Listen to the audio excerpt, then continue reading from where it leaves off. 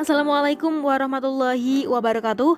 Perkenalkan, kami dari kelompok 8 yang beranggotakan Diana Vitasari dengan nomor NIM B04219010, Siti Aisyah dengan nomor NIM B04219033, dan juga Siti Maya Saroh dengan nomor NIM B04219034. Pada kesempatan kali ini akan mempresentasikan hasil diskusi dari kelompok kami, yakni dengan tema evaluasi perencanaan kelembagaan Islam. Dan untuk materi yang pertama akan disampaikan oleh Saudara Dian. Baik, di sini saya akan menjelaskan mengenai apa sih yang dimaksud dengan perencanaan. Perencanaan atau planning salah satu fungsi manajemen yang memegang peran lebih dibanding lainnya, karena perencanaan merupakan proses dasar dalam mengambil keputusan dan cara mencapainya. Perencanaan berasal dari kata rencana, yang artinya rancangan atau rangka sesuatu yang akan dikerjakan. Perencanaan secara ringkas berarti suatu rangkaian proses kegiatan menyiapkan dan menentukan seperangkat keputusan mengenai apa yang diharapkan terjadi dan apa yang akan dilakukan. Dengan demikian, suatu perencanaan bisa dipahami sebagai respon atau reaksi terhadap masa depan. Kegiatan yang dilakukan dalam perencanaan dapat meliputi penetapan tujuan, penegakan strategi, dan pengembangan rencana untuk mengkoordinasikan kegiatan. Di dalam perencanaan ini dirumuskan dan ditetapkan seluruh aktivitas lembaga yang menyangkut. Yang pertama yaitu apa yang harus dikerjakan. Yang kedua, mengapa hal itu dikerjakan. Dan yang ketiga, di mana dikerjakan. Yang keempat, kapan akan dikerjakan. Dan yang kelima, siapa yang mengerjakan.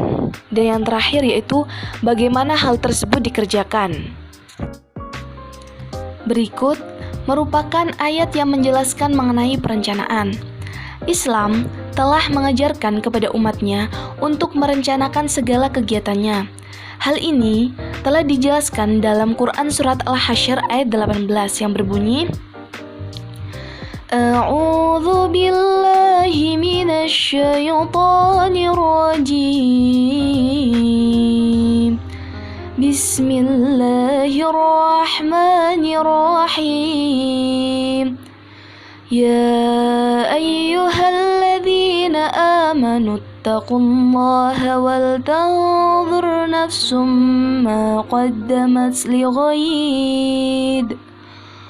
Wattaqullaha innallaha khabirum bima ta'malun. Yang artinya, hai orang-orang yang beriman, bertakwalah kepada Allah dan hendaklah setiap diri memperhatikan apa yang telah diperbuatnya untuk hari esok atau akhirat. Dan bertakwalah kepada Allah, sesungguhnya Allah Maha mengetahui apa yang kamu kerjakan. Quran Surat Al-Hasyr ayat 18. Dan yang selanjutnya adalah pengertian evaluasi. Evaluasi adalah suatu usaha penilaian untuk mengukur dan memberi nilai secara objektif dalam pencapaian hasil kegiatan, karena evaluasi dimaksudkan menjadi umpan balik bagi perencanaan di masa yang akan mendatang. Evaluasi juga merupakan salah satu fungsi dalam siklus manajemen, khususnya manajemen program atau proyek. Menurut Kamus Istilah Manajemen, evaluasi adalah suatu proses bersistem dan objektif menghasilkan sifat dan ciri pekerjaan dalam suatu organisasi atau pekerjaan. Menurut Azwar 2000, berdasarkan ruang lingkupnya, evaluasi dibagi menjadi 3 kelompok. Yang pertama, evaluasi terhadap masukan atau input, yakni menyangkut pemanfaatan berbagai sumber daya, baik sumber daya dana, tenaga, dan juga sarana. Dan yang kedua, evaluasi terhadap proses yang lebih dititik beratkan pada pelaksanaan program, mulai dari tahapan perencanaan, pengorganisasian, sampai dengan pelaksanaan. Dan yang terakhir, evaluasi terhadap keluaran atau output. Evaluasi yang dilakukan pada saat program telah selesai dilaksanakan, yang tujuan utamanya untuk mengukur keluaran serta mengukur dampak yang dihasilkan. Tujuan dari evaluasi ada 3, yakni yang pertama, sebagai alat untuk memperbaiki dan perencanaan program yang akan datang. Yang kedua, memperbaiki pelaksanaan dan faktor yang mempengaruhi pelaksanaan program. Perencanaan kembali suatu program melalui kegiatan mengecek kembali relevansi dari program. Dan yang terakhir, untuk memperbaiki alokasi sumber dana dan manajemen saat ini serta di masa yang akan mendatang. Baik, selanjutnya yaitu tujuan evaluasi menurut Laughinghouse 2007. Yang pertama yaitu menyediakan pertanggungjawaban kegiatan kepada masyarakat, stakeholder, dan lembaga donor. Yang kedua, membantu menentukan tujuan yang telah ditentukan pada perencanaan.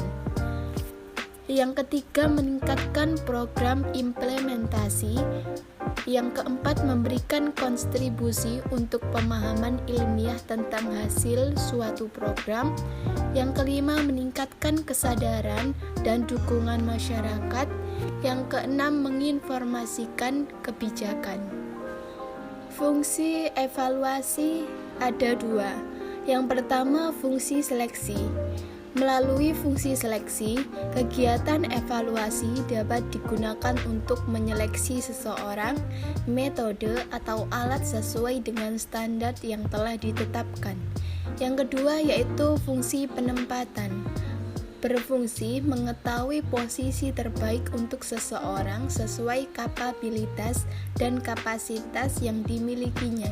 Dengan melakukan evaluasi manajemen, perusahaan dapat menempatkan setiap karyawan di posisi yang paling tepat sehingga menghasilkan kinerja yang optimal. Kemudian yaitu tahapan evaluasi perencanaan. Yang pertama, menentukan aspek yang akan dievaluasi. Yang kedua, mendesain kegiatan evaluasi yang akan dilakukan. Yang ketiga, mengumpulkan data evaluasi. Yang keempat, menganalisis dan mengolah data. Yang kelima, melaporkan hasil evaluasi. Evaluasi perencanaan kelembagaan Islam.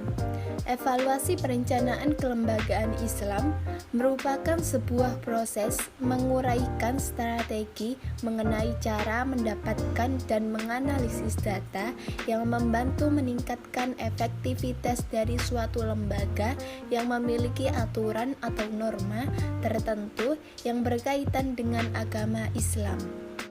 Sekian dari kelompok kami, kurang lebihnya mohon maaf apabila ada salah kata maupun ucapan. Wassalamualaikum warahmatullahi wabarakatuh.